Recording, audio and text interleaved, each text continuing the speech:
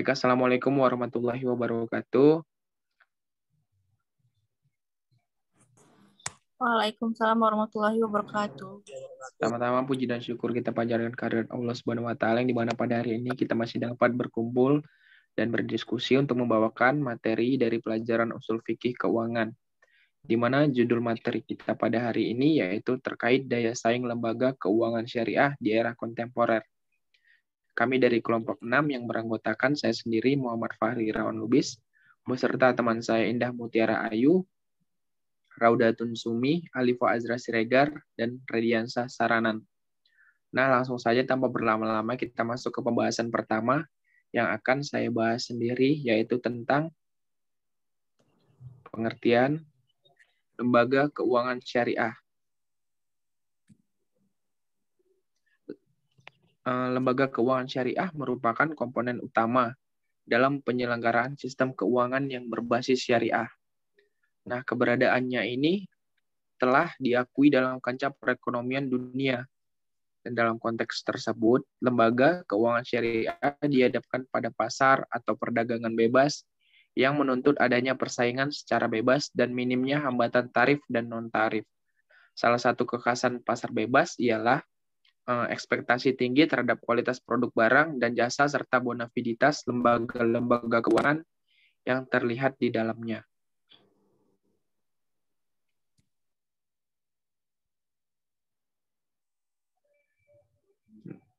Lembaga keuangan syariah juga menjadi instrumen terpenting dan berkembang dengan pesat dalam sistem perekonomian umat manusia. Dan di Indonesia juga, keberadaan lembaga keuangan syariah merupakan sistem yang telah lama dinantikan oleh masyarakat, terutama umat Islam yang berada di Indonesia, yang sangat merindukan layanan jasa keuangan dan perbankan yang sesuai dengan syariat Islam yang ada. Dan keberadaan lembaga tersebut juga merupakan solusi tepat bagi lembaga keuangan, termasuk bagi lembaga perbankan yang non-bunga. Selanjutnya, pembahasan kedua akan disampaikan oleh Saudara Redi. Oke, baiklah. Terima kasih, Saudara Fahri Irawan Lubis. Kemudian saya akan membahas materi tentang macam-macam lembaga keuangan syariah.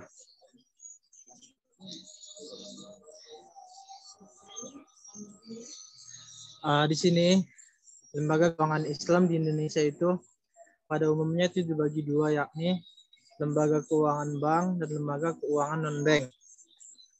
Lembaga keuangan bank itu tercakup ada 3 macam.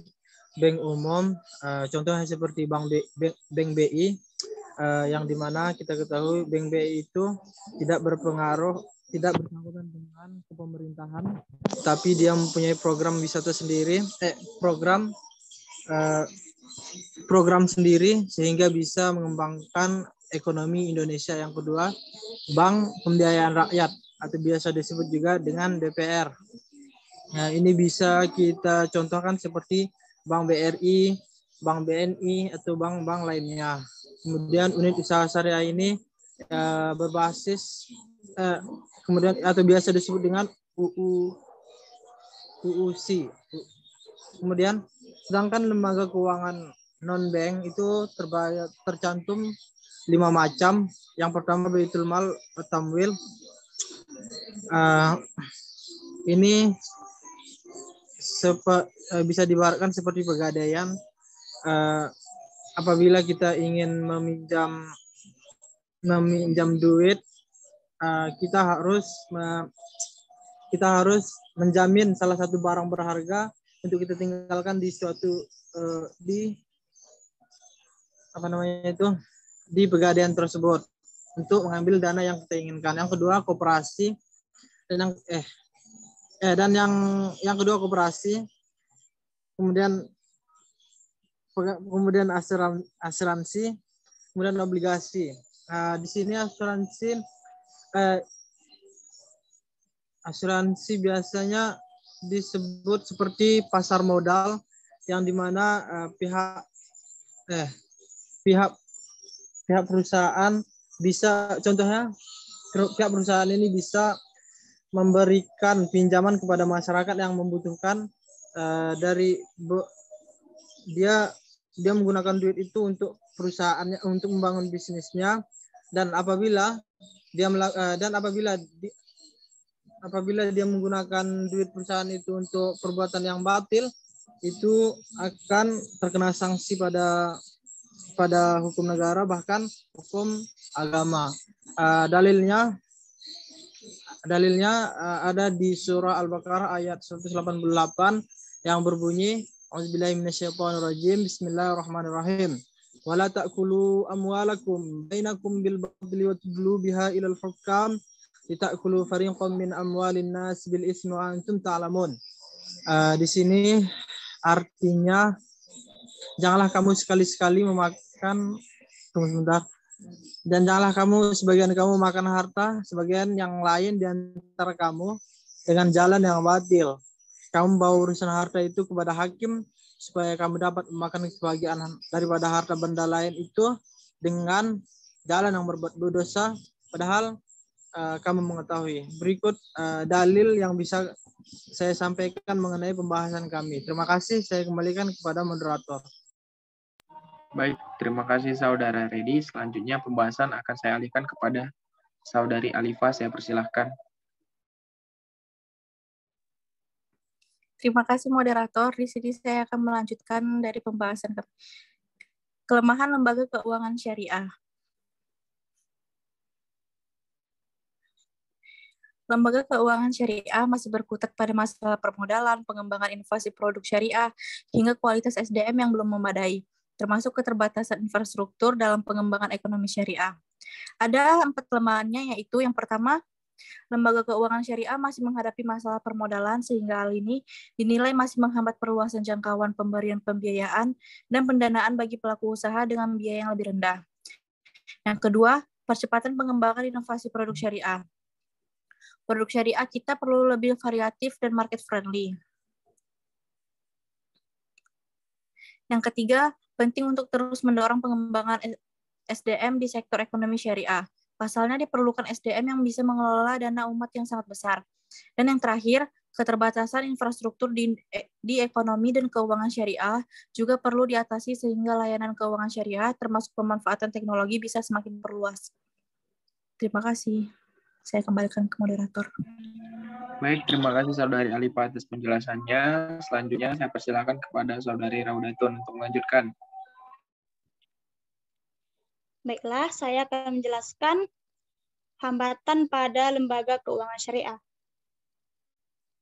Ada 5 hambatan dalam pengembangan ekonomi dan keuangan syariah di Indonesia, yaitu yang pertama, market share yang lebih rendah dibandingkan perbankan konvensional. Yang kedua, target permodalan yang terbatas. 3, terbatasnya kualitas SDM yang mumpuni. Menurutnya ini menghambat upaya untuk pengembangan ekonomi dan keuangan syariah di tanah air. Yang keempat, ada competitiveness atau daya saing produk dan layanan keuangan syariah masih rendah. Hal ini diakibatkan dari akses produk yang terbatas, harga produk yang kurang kompetitif maupun kualitas yang lebih rendah. Yang kelima, ada literasi keuangan syariah yang masih rendah dibandingkan konvensional. Selanjutnya saya alihkan kepada moderator. Terima kasih. Ya. Penjelasan Saudari Raudatun. Selanjutnya saya persilakan kepada Saudari Indah.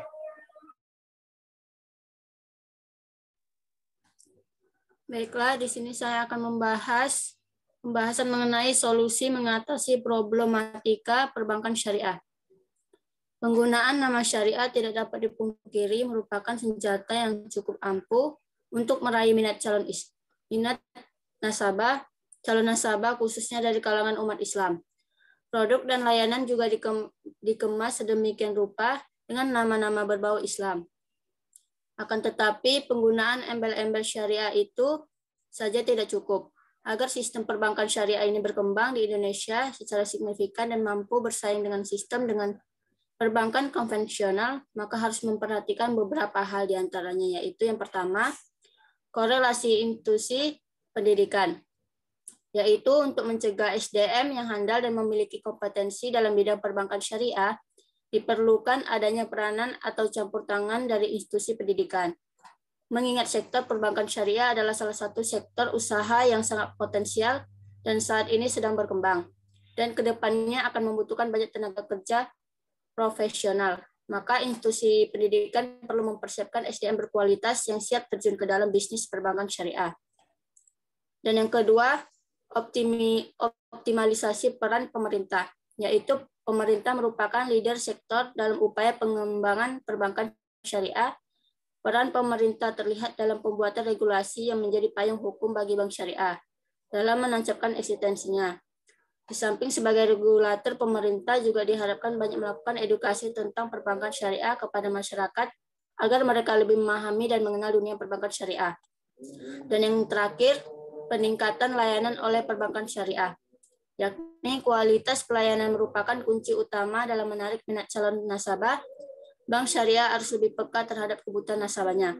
Layanan ini bisa dalam bentuk fasilitas produk, jaringan, kantor, dan ATM serta merchant tempat penggunaan fasilitas di bank syariah. Demikian penjelasan dari saya kembalikan ke moderator. Baik, terima kasih atas penjelasan dari Saudari Indah. Sepertinya sudah semua memberikan penjelasan materinya dan dapat disimpulkan bahwa untuk bertahan dan berkembang di era globalisasi seperti sekarang, Bank Syariah haruslah mampu untuk menjawab tantangan pasar. Bank Syariah juga harus bisa mengimplementasikan nilai-nilai keislamannya secara utuh dan bukan hanya menjadi bank konvensional yang berbaju syariah, serta haruslah dapat bersikap adaptif dan inovatif terhadap perkembangan yang terjadi pada pasar perbankan syariah. Nah, ada beberapa upaya konkret yang perlu dilakukan untuk membantu perkembangan bank syariah. Seperti yang pertama yaitu penguatan sumber daya manusia atau SDM perbankan syariah. Yang kedua harus meningkatkan peran pemerintah dalam rangka penguatan kelembagaan bank syariah. Yang ketiga optimalisasi edukasi masyarakat tentang perbankan syariah. Dan keempat pengembangan eksistensifikasi dan intensifikasi produk dan pelayanan bank syariah. Demikianlah penjelasan dari kelompok kami. Semoga dapat bermanfaat bagi teman-teman semua. Kami ucapkan terima kasih. Akhirul kalam. Wassalamualaikum warahmatullahi wabarakatuh. Waalaikumsalam warahmatullahi wabarakatuh.